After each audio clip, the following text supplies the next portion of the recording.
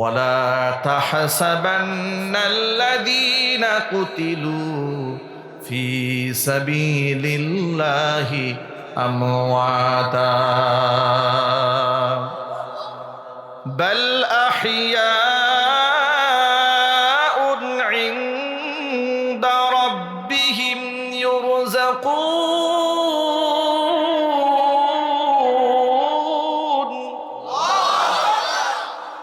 ওয়ালা তাহসাবান্নাল্লাযীনা কুতিলু ফি সাবিলিল্লাহি আমওয়াতা।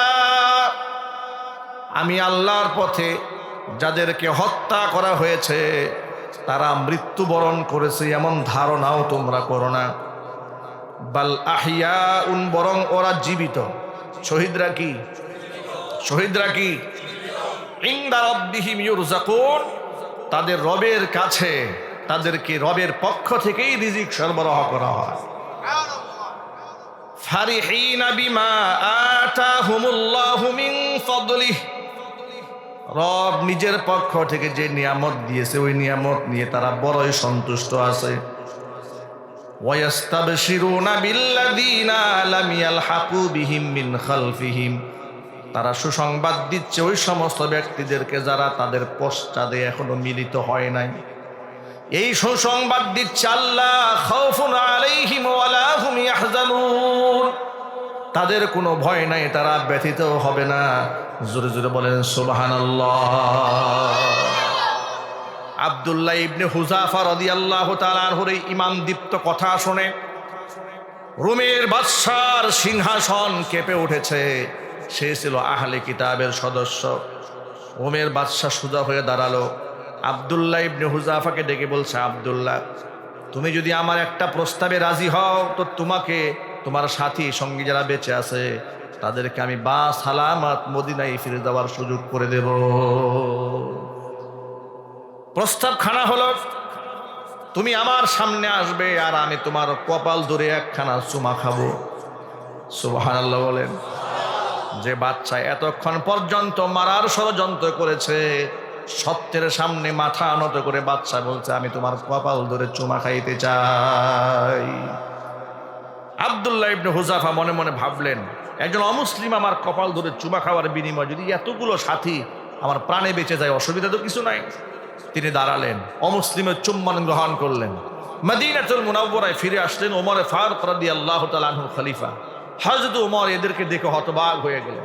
তিনি তো আগেই মেসেজ পেয়েছিলেন যে তারা বন্দী হয়ে গেছে, তাদের জীবিত ফিরে আসার কোনো সম্ভাবনা ছিল না। সেখানে তাদেরকে দেখে তিনি অবাক হলেন, জিজ্ঞেস করলেন, তোমরা ছাড়া পেলে কি করে? তিনি পুরো ঘটনার বিবরণ শোনালেন। শোনাবার পরে হযরত ওমর নিজের মিম্বার থেকে দাঁড়িয়ে আব্দুল্লাহ ইবনে হুযাফার কপাল ধরে চুমা খাইলেন আর বললেন, সকল মুমিনের উচিত আব্দুল্লাহ ইবনে হুযাফার কপাল ধরে চুম্বন করা। আল্লাহু আকবার। এই ঘটনার আলোকে দুটা জিনিস বোঝাতে চেয়েছি আপনাদের সামনে। এক নাম্বার হচ্ছে, কালিমা হচ্ছে সেই পাওয়ারের নাম, কালিমা হচ্ছে সেই শক্তির নাম, যেই শক্তি, যেই বিশ্বাস অন্তরের মধ্যে একবার যদি কেউ গেঁথে ফেলে, রব ছাড়া কারো সামনে ব্যক্তি মাথা নত করতে পারে না। পৃথিবীতে কালিমা শোষিত হতে আসে নাই, শাসন করার জন্য এসেছে। ঠিক কিনা বলে? লিইউযহিরাহু আলাদ-দীনি কুল্লিহি, পৃথিবীর সমস্ত মতাদর্শকে দলে মুচড়ে শেষ করে দিয়ে ইসলাম বিজয়ী হওয়ার জন্য এসেছে, ইসলাম পরাজিত হতে আসে নাই। আর আমরা বড় দুঃখের সাথে বলতে হচ্ছে, এই দেশে ইসলামকে একটা পরাজিত ধর্ম বানিয়ে দিয়েছি। কথা বলেন। আপনি বলবেন এটা কিভাবে সম্ভব হয়েছে? বাস্তবতা লক্ষ্য করেন। ইসলামকে আমরা কোন জায়গায় দাঁড় করিয়ে দিয়েছি? এই দেশে যদি পূজা হয়, অর্চনা হয়েছে, বাধা নাই। কথা বলেন। গত রমজান মাসে শিখ সম্প্রদায়ের তলোয়ার মিছিল হয়েছে ঢাকা বিশ্ববিদ্যালয়ের ভিতরে। এটা নিয়ে কোনো বুদ্ধিজীবীর কোনো প্রতিবাদ নাই। মাগুরাতে হিন্দু সম্প্রদায়ের লোকেরা তাদের যে কি একটা ধর্মীয় উৎসব আছে, আপনার বড় বড় রামদা নিয়ে তারা প্রকাশ্য দিবালোকে মিছিল করেছে। কি অনুষ্ঠান যেন বলে এটাকে? আপনার কি, আপনার সাকরানে কি এক নাম, সাকরান, হ্যাঁ হ্যাঁ, সাকরাইন এই ধরনের একটা অনুষ্ঠান আছে। বড় বড় রামদানি হাতিয়ার নিয়ে নিয়ে মিছিল করে, তাতেও কোনো অসুবিধা নাই, তারা জঙ্গি হয় না। আর আলেমদের কাছে তাসবিহ আর জায়নামাজ হলেও এরা জঙ্গি হয়ে যায়। কথা বলেন না, ঠিক কিনা জোরে বলে? আলেমরা জঙ্গি হয়ে যাচ্ছে। ইসলামকে কিভাবে তারা পরাজিত করার চেষ্টা করেছে লক্ষ্য করেন। রমজান মাসে ঢাকা বিশ্ববিদ্যালয়ে ছাত্ররা কোরআন তেলাওয়াত করেছিল। সেখানকার নাস্তিক অধ্যক্ষ কি করেছিল, উপাচার্য কি করেছিল ছাত্রদের সাথে? তাদেরকে শোকজ করা হয়েছিল, কারণ দর্শাতে বলা হয়েছিল কেন তারা কোরআন তেলাওয়াত করেছে। কোরআন তেলাওয়াত রমজানে বিশ্ববিদ্যালয়ে কেন করলো, কারণ দর্শাতে হয়েছে, তাদেরকে অপরাধ করেছে তারা। রমজান মাসে হোলি উৎসব হয়েছে, কোনো বাধা দেওয়া হয় নাই। নারী পুরুষ রঙ্গলীলা করেছে, অসুবিধা হয় নাই। কিন্তু রমজান মাসে ইফতার পার্টি রাষ্ট্রীয়ভাবে নিষেধ করে দেওয়া হয়েছিল। এখানে অনেক ব্যাংকের কর্মকর্তারা আছেন, আপনারা গত রমজান মাসে আনুষ্ঠানিকভাবে ইফতার অনুষ্ঠান করতে পেরেছিলেন? আপনারা কেউ পেরেছিলেন? না, পারেন নাই। আমাকে ইসলামী ব্যাংক বাংলাদেশ লিমিটেডের পক্ষ থেকে গাজীপুরের যতগুলো শাখা আছে বেশিরভাগ শাখাতে ইফতার প্রোগ্রামের প্রধান আলোচক করে তারা বিগত 10 বছরের উপরে আমাকে ইনভাইট করে সুদ মুক্ত জীবন যাপনের ফজিলত এবং সুদের ভয়াবহতা সম্পর্কে আলোচনা করার জন্য। তা আমার মোটামুটি আইডিয়া আছে, বিভিন্ন জায়গাতে আলোচনা করি। গত বছর কোনো প্রোগ্রাম থেকে দাওয়াত আসলো না। অফিসাররা, ব্যাংকের ম্যানেজাররা আমাকে ফোন দিয়ে দুঃখ প্রকাশ করে বলছে, হুজুর আফসোসের কথা কি বলবো, রাষ্ট্রীয়ভাবে নিষেধ করে দেওয়া হয়েছে যে অর্থনৈতিক অবস্থা ভালো নয়, ইফতার করে টাকা অপচয় করা ঠিক হবে না। কথা বুঝতে পেরেছেন? ইফতার করে টাকা অপচয় করা যাবে না, কিন্তু মূর্তি বানাইয়া 4,000 কোটি টাকা গিলা যাবে। বিগত 16 বছরে ভাস্কর্যের নামে যতগুলো মুরাল বানিয়েছে, যতগুলা ওদের দেবতা বানিয়েছে, আমি বলি এগুলা আওয়ামী জাহিলিয়াতের দেবতা। আলেমদের কথা লঙ্ঘন করে এই মূর্তির পেছনে 4,000 কোটি টাকা ব্যয় করেছে, ওখানে অপচয় হয় নাই। আলেমরা ইফতার করলে অপচয় হয়ে যায়। আসলেই তো অপচয় রোধ করা উদ্দেশ্য নয়, উদ্দেশ্য হচ্ছে ইফতার পার্টি, এটাও তো ইসলামিক একটা কালচার। কালচারটাকে ধীরে ধীরে দাফন করে ফেলা, কথা বলতে হবে, ঠিক কিনা বলে? এই জন্য ইনসাফগার নেতা দরকার। একটা নেতার ভূমিকা রাষ্ট্রে কত গুরুত্বপূর্ণ লক্ষ্য করেন। কষ্ট হচ্ছে নাকি ভাই? একটা নেতার গুরুত্ব ইসলামে কত বেশি গুরুত্বপূর্ণ রাষ্ট্রের জন্য। নবী করিম সাল্লাল্লাহু আলাইহি সাল্লাম সৎ ইমানদার নেতার মর্যাদা কত উপরে স্থান দিয়েছেন। বুখারী শরীফের হাদিসে এসেছে, হযরত আবু হুরায়রা রাদিয়াল্লাহু তাআলা আনহু হাদিসের রাবি, তিনি বলেন, عن أبي هريرة رضي الله تعالى عنه أنه قال قال رسول الله صلى الله عليه وسلم سبعة يظلهم الله في ظله يوم لا ظل إلا ظله إمام عادل وشاب نشأ في عبادة الله ورجل قلبه معلق في المساجد ورجلان تحابا في الله اجتمعا عليه وتفرقا عليه ورجل تصدق بيمينه حتى لا تعلم شماله ما تنفق يمينه ورجل دعته امرأة ذات منصب وجمال فقال إني أخاف الله ورجل ذكر الله خاليا ففاضت عيناه أو كما قال عليه الصلاة والسلام زرقنا الله أكبر। নবীজি বলেছেন, কিয়ামতের দিন আল্লাহর আরশের ছায়া ছাড়া যেদিন ছায়া থাকবে না, 7 শ্রেণীর মানুষকে আল্লাহ রাব্বুল আলামিন আরশের ছায়া তলে স্থান করে। এমন ব্যক্তি ইমামুন আদিলুন, যেই ব্যক্তি ন্যায় পরায়ণ ইনসাফগার শাসক হয়ে যায়। ন্যায়পরায়ণ মেম্বার, ন্যায়পরায়ণ চেয়ারম্যান, ন্যায়পরায়ণ এমপি, ন্যায়পরায়ণ মন্ত্রী, ন্যায়পরায়ণ প্রাইম মিনিস্টার, এমনকি ন্যায়পরায়ণ ইমাম সাহেব যিনি মসজিদের ইমাম, তিনিও যদি ন্যায় পরায়ণ হয়, আল্লাহ পাক তাকে আরশে মুআল্লার ছায়াতলে স্থান করে দিবেন। জোরে বলেন সুবহানাল্লাহ। ন্যায় পরায়ণতা কাকে বলে? উদাহরণ নেন, ইসলামের ইতিহাস এবং খলিফাদের ইতিহাস যদি আমাদের বাচ্চাদেরকে পড়ানো হতো, আজকে আমাদের সামনে যে যুবক ইয়াংরা বসে আছেন, তারাই একদিন সমাজের ধারক বাহক হবেন। ঠিক কিনা বলেন? এই যে মধ্য সোনাবাজু ফ্রেন্ডস ক্লাব কর্তৃপক্ষ যে যুবকেরা আছে, ইয়াংরা আছে, তারাই তো এক সময় সমাজে ধারক হবে, বাহক হবে। তারা এক সময় এমপি হবে, মন্ত্রী হবে, ম্যাজিস্ট্রেট হবে, এসপি হবে, ওসি হবে, ডিসি হবে, কিছু তো একটা হবে। ঠিক কিনা বলেন?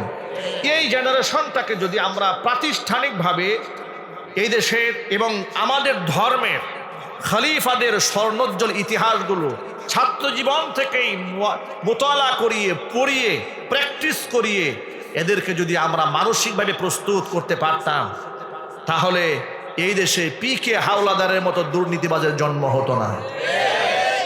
কথা বলেন ঠিক কিনা? জোরে বলেন। তাহলে রডের পরিবর্তে কোনো বিল্ডিংয়ে বাস ঢুকতো না, কোনো মিথ্যাবাদীর জন্ম হতো না। কথা একটু বলতে হবে, ঠিক কিনা? জোরে বলেন। এগুলা বাদ দিয়া শিক্ষা সিলেবাসে কি ঢুকানো হলো, কথা একটু পরে বলি, মূল কথায় ফিরে আসি। ওমরে ফারুক রাদিয়াল্লাহু তাআলা আনহু অর্ধ জাহানের শাসক। আল্লাহ এত সম্মান তাকে দিলেন, এত মর্যাদা তাকে দিয়েছেন, তার কথা মানুষ তো শুধু শুনেই না, মানুষ শুনতে বাধ্য। তার কথা সমুদ্রের পানি পর্যন্ত শোনে। আমর ইবনুল আস রাদিয়াল্লাহু তাআলা আনহু বিখ্যাত সাহাবী, মিশর বিজেতা, যার নেতৃত্বে মিশর মুসলমানদের হাতে এসেছে। ইতিহাস আপনারা পড়ে নেবেন। তার নাম হচ্ছে বিখ্যাত সাহাবী আমর ইবনুল আস রাদিয়াল্লাহু তাআলা আনহু। মিশরের লোকজন খলিফার কাছে এসে বলল, হে আমর ইবনুল আস, আপনি তো মিশরের প্রধান, আপনি এখন মিশরের খলিফা। তো মিশরের নীল নদের একটা বড় ভাইরাস আছে। সেটা কি? যে পৌত্তলিকতার ধর্মে থাকা অবস্থায় এই দেশের লোকেরা প্রত্যেক বছর একটা সুন্দরী মেয়েকে জবাই করে তার রক্ত যদি নদীর বুকে না দেওয়া হয়, তাহলে এই নদীতে পানি আসতো না। আপনি তো এসেছেন, এখন নীল নদ তো শুকনা হয়ে আছে, তাহলে আপনি একটা মেয়েকে জবাই করার ফয়সালা করেন। এখন আপনারা বলেন, একটা মেয়ের রক্তের বিনিময়ে পানি আসবে, পানি কি মানুষের জন্য না মানুষের জন্য পানি? মানুষের জন্য পানি। তাহলে সেই মানুষ জবাই করে পানি আনতে হবে কেন? নিশ্চয়ই এখানে কোনো ঝামেলা আছে। কথা বলতে হবে, ঠিক কিনা বলেন? তিনি বুঝতে পারলেন যে এখানে কোনো ঝামেলা হচ্ছে, নিশ্চয়ই এখানে বড় ধরনের জিন্নাতের কোনো প্রভাব আছে, তা না হলে তো এটা হওয়ার কথা নয়। তিনি চিঠি লিখলেন। আমর ইবনুল আস মদিনাতুল মুনাওয়ারায় হযরত ওমরের কাছে, আমিরুল মুমিনিনের কাছে চিঠি লিখলেন। তার কাছে বিষয়টি অবগত করানো হলো। আমর ইবনুল আস রাদিয়াল্লাহু তাআলা আনহু লিখে দিলেন, খলিফাতুল মুসলিমিন, মিশরের নীল নদে পানি আসে না, মেয়ে একটি জবাই করে রক্ত না দিলে নাকি পানি আসবে না। আপনার ফয়সালার অপেক্ষায় আছি। খলিফাতুল মুসলিমিন আমিরুল মুমিনিন ওমরে ফারুক রাদিয়াল্লাহু তাআলা আনহু ছোট্ট একটা চিঠি লিখলেন। তবে সেই চিঠিটা মানুষের উদ্দেশ্যে লিখলেন না, চিঠি লিখলেন ওই দরিয়ার উদ্দেশ্যে। চিঠির মধ্যে ভাষা ছিল, আইয়াতুহান নীল লাউ জারাইতি বিনাফসিকি ফালা তাজরি। ও নীল নদ, যদি তোমার নিজের পক্ষ থেকে পানি প্রবাহিত করার কোনো ক্ষমতা থাকে, তাহলে পানি প্রবাহিত করার কোনো প্রয়োজন নাই।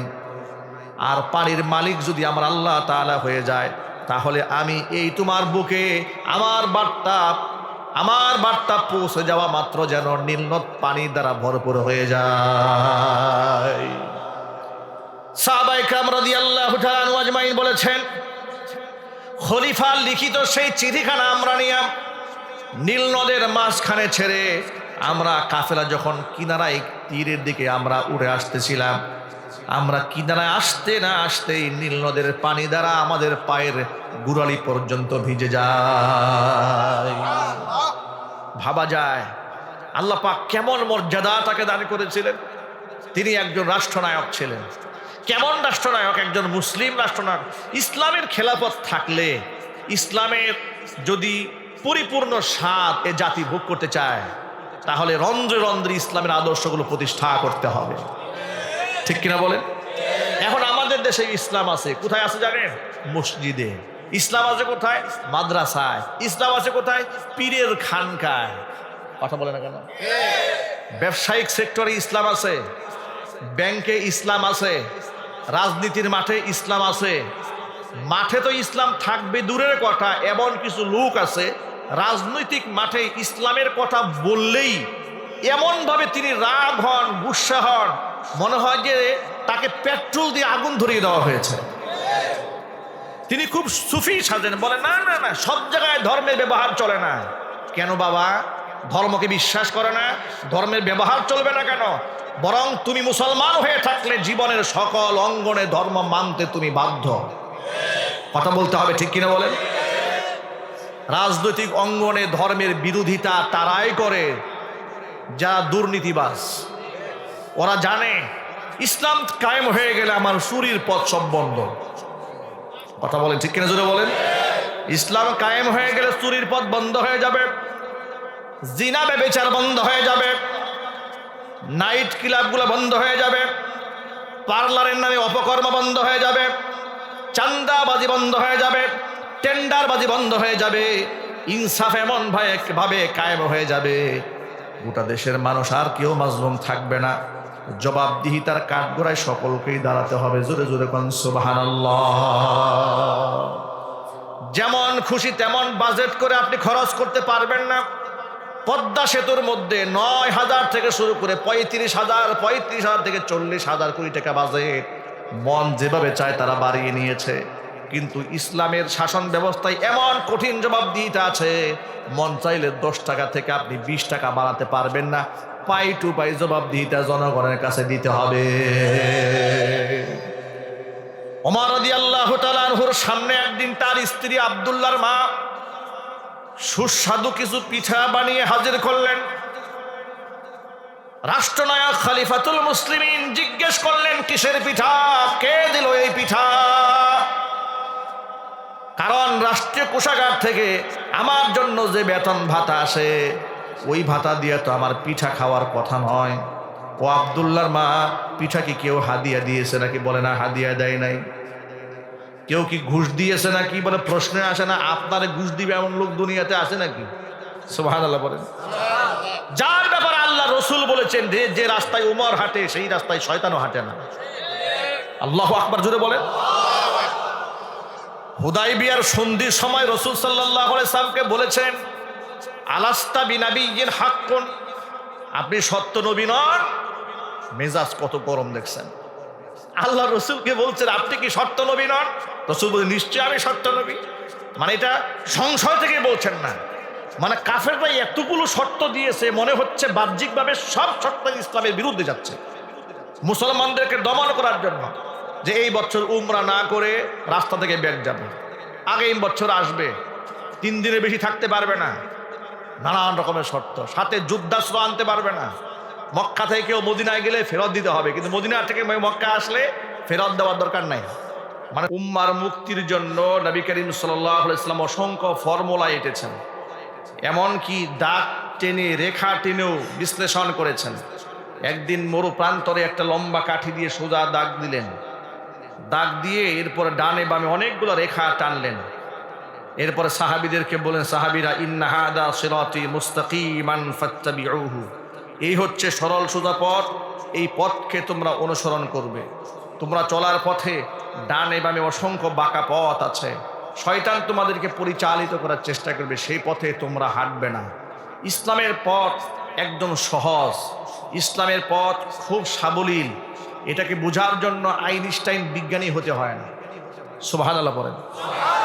আল্লাহ ইসলামের কারিকুলামগুলো, বিধিবিধানগুলো, আহকামাতগুলো ব্যক্তি জীবন, পারিবারিক জীবন, সামাজিক জীবন, রাজনৈতিক অঙ্গন, ইন্টারন্যাশনাল আন্তর্জাতিক পর্যায়ের সকল পর্যায়ে ইসলামের দিক নির্দেশনাগুলো এতটা স্বচ্ছ, এতটা পরিষ্কার, এতটা সুন্দর, এটা বোঝার জন্য কাউকে বিজ্ঞানী হতে হয় না।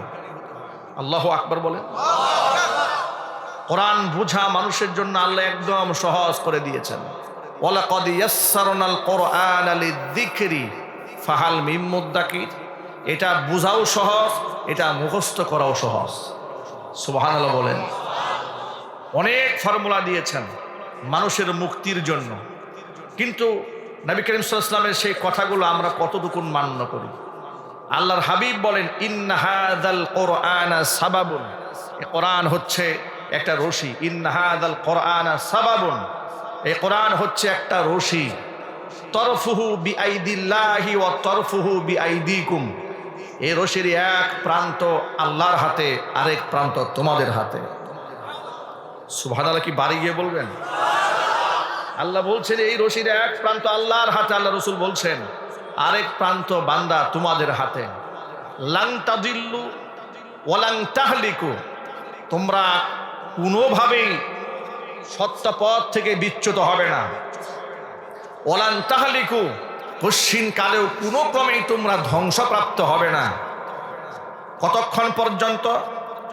যদি তোমরা মা তামাসসাকতুম বিহি, যতক্ষণ পর্যন্ত এটাকে আঁকড়ে ধরে রাখবে ততক্ষণ পর্যন্ত পথভ্রষ্ট হওয়ার কোনো সুযোগ নাই, ততক্ষণ পর্যন্ত ধ্বংস হওয়ার কোনো সুযোগ নাই। পৃথিবীতে এমন কোনো শক্তি নাই তোমাদেরকে মিটাতে পারে, এমন কোনো পরাশক্তির জন্মই হয়নি পৃথিবীতে ইসলামকে শেষ করতে পারে। আল্লাহু আকবার বলেন। ইসলাম ছিল, ইসলাম আছে, ইসলাম থাকবে ইনশাআল্লাহ বলেন।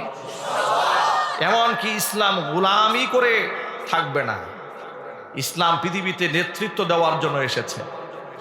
কিন্তু দুর্ভাগ্যজনক সত্য, ইসলামকে আমরা বানিয়েছি ভিক্ষার ঝুলির সাথে তুলনা করে দিয়েছি।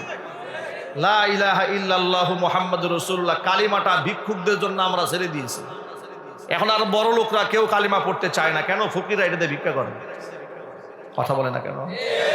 আমার খুব ঘনিষ্ঠ জন একদিন আমাকে বললেন যে হুজুর, যেহেতু আমাদের চলাফেরা তো একেবারে তৃণমূল থেকে শুরু করে আপার লেভেল পর্যন্ত, এমপি, মন্ত্রী, এসপি, ওসি, ডিসি, সুদখোর, ঘুষখোর, মিথ্যাবাদী, চোর, বাটপার, সবার সাথে আমাদের চলাফেরা হয়।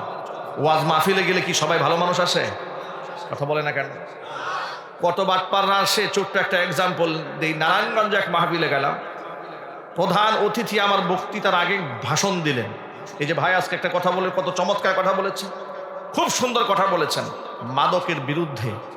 আমার দিলটা এত খুশ হয়েছে, যাহারে এইভাবে যদি সব নেতারা মাদকের বিরুদ্ধে কথা বলতেন তাহলে দেশটা জান্নাত হয়ে যেত।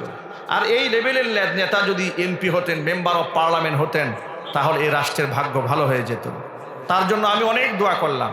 বয়ান শেষ করার পরে মাহফিল কর্তৃপক্ষ একজন আমাকে এক পাশে টেনে নিলেন, কানে কানে বললেন, হুজুর ওনাকে চেনেন? আমি বললাম না। তো তার জন্য তো জান্নাতের দোয়া আপনি করেই ফেলেছেন। আমি বললাম, যে বক্তব্য দিয়েছে আর যে কথা বলেছে আশা জাগা নিয়ে কথা, তো দোয়া করব না? তিনি বললেন, হুজুর এই লোকটা এরকমই, ইনি গোটা এলাকার মাদকের ডিলার। আমি হতবাক হয়ে গেলাম, কি সর্বনাশ কথাবার্তা। বল, জি হুজুর, ইনি ক্ষমতাসীন ব্যক্তি, প্রভাবশালী ব্যক্তি, কেউ কিছু বলতে পারে না।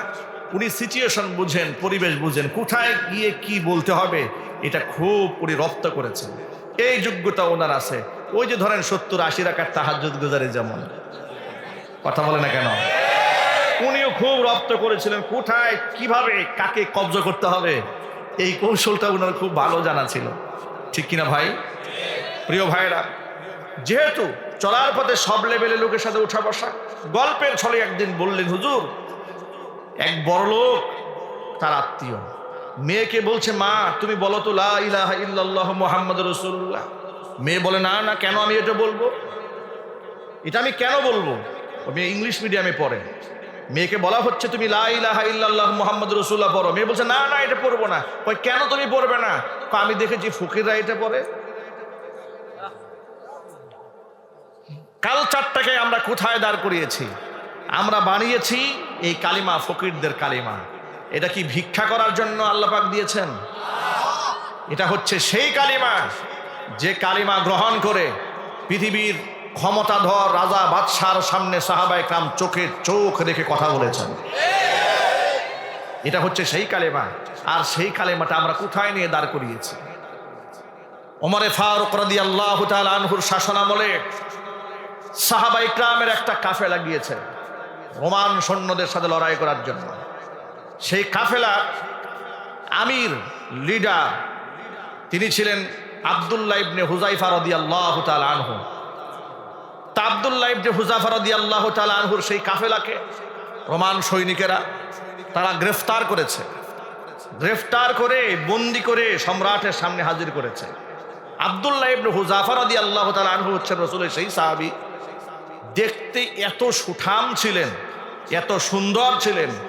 নবী করিম সাল্লাল্লাহু আলাইহি ওয়াসাল্লাম যখন আন্তর্জাতিকভাবে বিভিন্ন দেশে যখন আপনার চিঠি লিখেছিলেন, যে সমস্ত ব্যক্তিদেরকে বিভিন্ন রাজা বাদশার কাছে বার্তাবাহক হিসেবে, রাষ্ট্রদূত হিসেবে, রাষ্ট্রীয় মেসেঞ্জার হিসেবে পাঠাতেন, ওই সমস্ত ব্যক্তিদের মধ্যে অন্যতম সাহাবী আব্দুল্লাহ ইবনে হুযায়ফা রাদিয়াল্লাহু তাআলা আনহু। চেহারা যেমন সুন্দর, প্রজ্ঞা, হিকমা, জ্ঞান, বুদ্ধিমত্তায় এক অনন্য অসাধারণ ব্যক্তিত্ব আব্দুল্লাহ ইবনে হুযায়ফা রাদিয়াল্লাহু তাআলা আনহু। আব্দুল্লাহ ইবনে হুযায়ফা রাদিয়াল্লাহু তাআলা আনহু কাফিলা নিয়ে যুদ্ধে যখন তিনি পৌঁছে গিয়েছিলেন, লড়াই চলতেছিল দীর্ঘদিন, পরাজিত হলেন সাহাবায়ে কেরামের এই কাফেলা। বন্দী হয়ে রোমান সম্রাটের সামনে তাকে যখন দাঁড় করিয়ে দেওয়া হলো, রোমান সম্রাট আব্দুল্লাহ ইবনে হুযায়ফাকে দেখলেন, সকলকে দেখতে পেলেন, জিজ্ঞেস করলেন তোমাদের লিডারকে, তোমাদের নেতাকে? বললেন আমাদের কোনো লিডার হয় না, আমাদের একজন আমির হয়। আমির কে? নাম কি? বলে তার নাম হচ্ছে আব্দুল্লাহ ইবনে হুযায়ফা। সামনে আনা হলো। আব্দুল্লাহ ইবনে হুযায়ফা রাদিয়াল্লাহু তাআলা আনহুর চেহারার সৌন্দর্যতা, বডি স্ট্রাকচার, অবকাঠামো দেখে রোমের বাদশার মন তার উপর দুর্বল হয়ে গেল। বাদশাহ তার দিকে লক্ষ্য করে বলছে, আব্দুল্লাহ, আমি তোমার কাফেলার প্রত্যেকটা সদস্যকে বা সালামত বাড়িতে পৌঁছে যাব, তোমার সাথে আমার ওয়াদা। কিন্তু শর্ত হলো, তোমরা যে ধর্মের হয়ে আমার সৈনিকদের বিরুদ্ধে লড়াই করতে এসেছো, ওই ধর্ম তোমাকে ছেড়ে দিতে হবে, কালিমা বাদ দিতে হবে। আব্দুল্লাহ ইবনে হুযায়ফা রাদিয়াল্লাহু তাআলা আনহু সামান্যতম নমনীয় হলেন না, সন্ত্রস্ত হলেন না, বরং রোমান সৈন্যের সম্রাটের চোখে চোখ রেখে কথা বললেন। তিনি বললেন, জীবন বাজি রেখে আল্লাহর দ্বীনের কালিমার পতাকাকে উড্ডীন করার জন্য এসেছি। শাহাদাতের পেয়ালা হাসতে হাসতে গ্রহণ করব, কিন্তু বাতিলের সামনে মাথা নত করব না। রোম সম্রাট খুব ক্ষিপ্ত হয়ে গেল, বলল সবগুলাকে পিঠমোড়া দিয়ে বাঁধো, একটা একটা করে ঢোকাও কারাগারে। ঢুকানো হলো। শাস্তির তীব্রতাকে বাড়িয়ে দেওয়ার জন্য প্রথমত প্ল্যান করলো যে হয়তো মানুষকে কাবু করতে হয় দুইটা জিনিস দিয়ে, এক হচ্ছে ভয় আর এক হচ্ছে লোভ।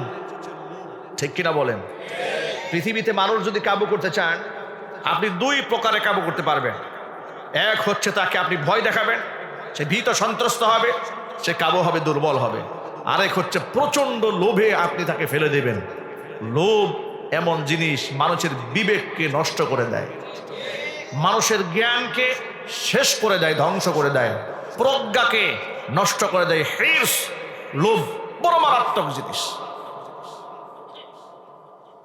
রোম সম্রাট দুটা পলিসি তার সামনে অবলম্বন করলো। প্রথমে দিল লোভ, লোভের টুপ ফেললাম। আব্দুল্লাহ ইবনে হুযায়ফাকে ডেকে বলছে, আব্দুল্লাহ রে, তোমার জন্য খুশ খবর আছে। তুমি যদি আমার প্রস্তাব মেনে নিয়ে খ্রিস্টান ধর্ম গ্রহণ করো, তাহলে তোমার জন্য বিরাট বড় পুরস্কার।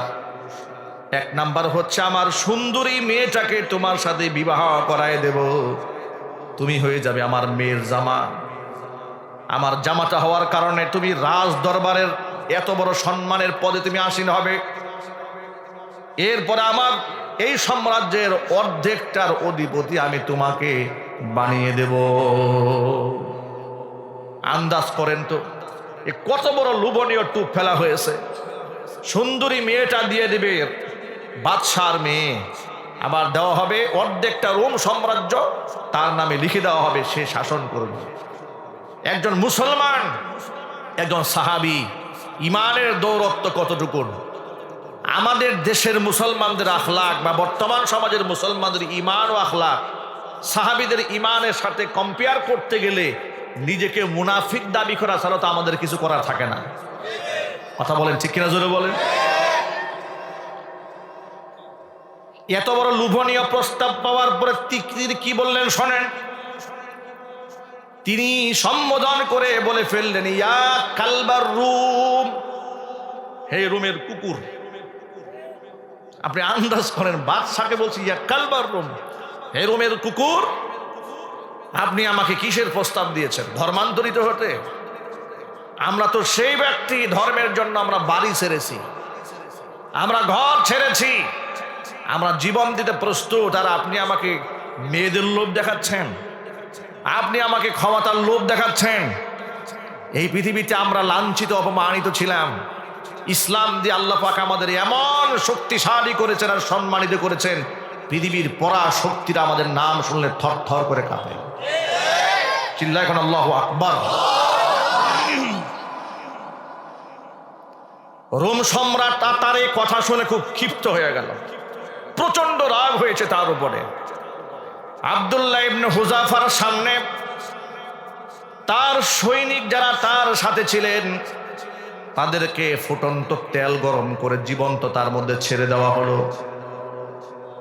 সাহাবীদের গা থেকে রক্ত মাংসগুলা চোখের সামনে আলাদা হয়ে গেল, কঙ্কালগুলো ভেসে উঠল। কি নিদারুণ নির্যাতন, কেমন বেদনাদায়ক শাস্তি ওদের প্রদান করা হলো। হাসতে হাসতে ফুটন্ত তেলে সকলেই জীবনকে সঁপে দেওয়ার জন্য প্রস্তুত হয়ে গেল, কিন্তু ঈমান ছাড়ার জন্য একজন রাজি হলো না। বেশ কয়েকজনকে ফেলে দেওয়ার পরে সর্বশেষ হযরতে আব্দুল্লাহ ইবনে হুযাফা রাদিয়াল্লাহু তাআলা আনহুকে ডেকেছে, বলে এবার তার পালা, তাকে তোমরা ফুটন্ত তেলের মধ্যে ছেড়ে দাও। সাথী সঙ্গে আরো কিছু বাকি ছিল, তার সাথে বেশ কিছু জন লোকদেরকে তারা শহীদ করে দিয়েছে। আব্দুল্লাহ ইবনে হুযাফাকে আনা হলো, প্রথম দেখানো হলো লোভ কাজ হয় নাই, এবার ভীত সন্ত্রস্ত করা হলো। হযরত আব্দুল্লাহ ইবনে হুযাফা রাদিয়াল্লাহু তাআলা আনহু ফুটন্ত তেলের সামনে দাঁড়িয়ে অজরে শিশু বাচ্চার মতো ডুকরে কেঁদে উঠলেন, চোখ থেকে অজরে পানি ঝরছে। যারা তারা গ্রেফতার করেছে, যারা তাকে ধরে রেখেছে, সকলেই মনে করেছে আব্দুল্লাহ বোধহয় মৃত্যুর ভয় পেয়েছে, শাস্তির ভয়ে কান্না শুরু করেছে। বাদশাকে বিষয়টি অবগত করা হলো। রোম সম্রাট বলল, আব্দুল্লাহকে আমার সামনে হাজির করা হোক। আব্দুল্লাহকে তার সামনে আনা হলো। আব্দুল্লাহকে ডেকে বলছেন, নিশ্চয়ই তুমি বোধহয় আমার কথা বুঝতে পেরেছো, আমার প্রস্তাবে তুমি বোধহয় রাজি হয়ে যাবে। আব্দুল্লাহ ইবনে হুযাফা একইভাবে বললেন, ইয়া কালবার রুম, হে রুমের কুকুর, তুমি চিন্তাও করো না, আমি তোমার শাস্তির ভয়ে কান্না করছি। রোমের বাদশা বলল, তাহলে কেন তোমার চোখে পানি? আব্দুল্লাহ ইবনে হুযাফা রাদিয়াল্লাহু তাআলা আনহু এমন একটা ঈমান দীপ্ত কথা বললেন, তাখতে তাউসের সিংহাসন থরথর করে কেঁপে উঠল। আব্দুল্লাহ ইবনে হুযাফা রোমের বাচ্চার চোখে চোখ রেখে বলছে, আমার চোখের যে পানি, এই পানিটা কোনো কষ্টের পানি নয়, আমার মৃত্যু যন্ত্রণার পানি নয়, ভয়ের পানি নয়, এ চোখের পানি বড় আফসোসের পানি। কিসের আফসোস? তিনি বলছেন, আমার আফসোস হলো এটা, আমি আমার নবীজির মুখে শুনেছি, জীবন মানুষের একটাই, একটা বার যদি দুনিয়া থেকে কেউ বিদায় হয়ে যায়, তাকে আর পৃথিবীতে ফেরত দেওয়া হবে না। আমার আফসোস হচ্ছে আল্লাহর দ্বীনের জন্য আমার কেবলমাত্র শুধুমাত্র একটা জান আজকে শহীদ হবে। আল্লাহ যদি আমাকে 1000টা জীবন দান করতেন, ওই 1000টা জীবন আজকে আমি ফুটন্ত তেলে আমার মনিবের সন্তুষ্টি কল্পে সঁপে দিতে পারতাম। জীবন তো আমার একটাই, জীবন আমার একটা, এই পৃথিবীতে একবার বিদায় হয়ে গেলে দুনিয়া থেকে আমাকে আর কাম ব্যাক করা হবে না, ওই আফসোসে আমি কান্না করছি। সুবহানাল্লাহ। কোন দুনিয়া থেকে কেউ বিদায় হলে এই পৃথিবীতে আর টাকার আসার সুযোগ নাই, স্বাভাবিক মৃত্যু হোক কিংবা শহীদি মউত, যেভাবেই হোক না কেন, তার প্রমাণ আপনাদেরকে দেই। উহুদের ময়দানে আল্লাহর হাবিব সাল্লাল্লাহু আলাইহি সাল্লামের বিখ্যাত সাহাবী জাবের রাদিয়াল্লাহু তাআলা আনহুর পিতা আব্দুল্লাহ রাদিয়াল্লাহু তাআলা আনহু, তিনি শহীদ হয়ে গিয়েছিলেন, বয়স হয়েছিল 100 বছরের উপরে। বৃদ্ধ এই সাহাবী শাহাদাতের পরে আল্লাহ নবী হযরত জাবের ইবনে আব্দুল্লাহ রাদিয়াল্লাহু তাআলা আনহুকে জিজ্ঞেস করলেন, জাবের, তুমি কি জানো তোমার পিতার শাহাদাতের পরে আল্লাহর সাথে তোমার পিতার কি কথোপকথন হয়েছে? জাবের রাদিয়াল্লাহু তাআলা আনহু বলছেন, নবীজি, ফাল্লাহু ওয়া রাসূলুহু আলাম, বিষয়টি আল্লাহ এবং তার রাসূলই ভালো জানেন। হযরত জাবেরকে ডেকে নবীজি বললেন, শোনা জাবের, তোমার পিতা আব্দুল্লাহর শাহাদাতের পরে আল্লাহ পাক তোমার পিতাকে ডেকে বলেছিলেন, ও আব্দুল্লাহ, তুমি আজকে আমার কাছে যা চাবে তোমাকে তাই দান করা হবে। তোমার পিতা আব্দুল্লাহ আল্লাহর কাছে আরজি পেশ করেছিলেন, রব্বুল আলামিন, তুমি যেহেতু বলেছো যা চাবো তাই পাবো, শহীদদের যে এত সম্মান, শহীদদের যে এত মর্যাদা, এটা আমাদের ধারণাও ছিল না। আল্লাহ, তুমি আমার জীবনটাকে আরেকটা বার ব্যাক করে দুনিয়াতে ফেরত দাও, যাতে করে কুফফারদের বিরুদ্ধে লড়াই করে জীবনটা তোমার রাস্তায় দিয়া আবার শহীদ হইয়া তোমার কাছে ফিরে আসতে পারি। আল্লাহ রাব্বুল আমিন তখন জবাবে বললেন, আব্দুল্লাহ রে, এটা আমি আল্লাহর অমোঘ বিধান। পৃথিবী থেকে একবার যদি কেউ বিদায় হয়ে যায়, দুনিয়াতে তাকে আর ফেরত দেওয়া হবে না। তুমি অন্য কিছু আমার কাছে চাও। তখন আব্দুল্লাহ রাদিয়াল্লাহু তাআলা আনহু বললেন, রব্বুল আলামিন, অন্ততপক্ষে দুনিয়াবাসীকে তুমি জানিয়ে দাও, শহীদ হওয়ার কারণে তুমি আমাদের কত সম্মান দান করেছ। এই প্রেক্ষাপটে আল্লাহ তাআলা কোরআন মাজিদের দুটা আয়াত কারিমা নাজিল করে দিলেন। আব্দুল্লাহ রাদিয়াল্লাহু তাআলা আনহুর এই প্রস্তাবনার কারণে আল্লাহ পাক কোরআন মাজিদের মধ্যে আয়াত নাজিল করে বলে দিলেন,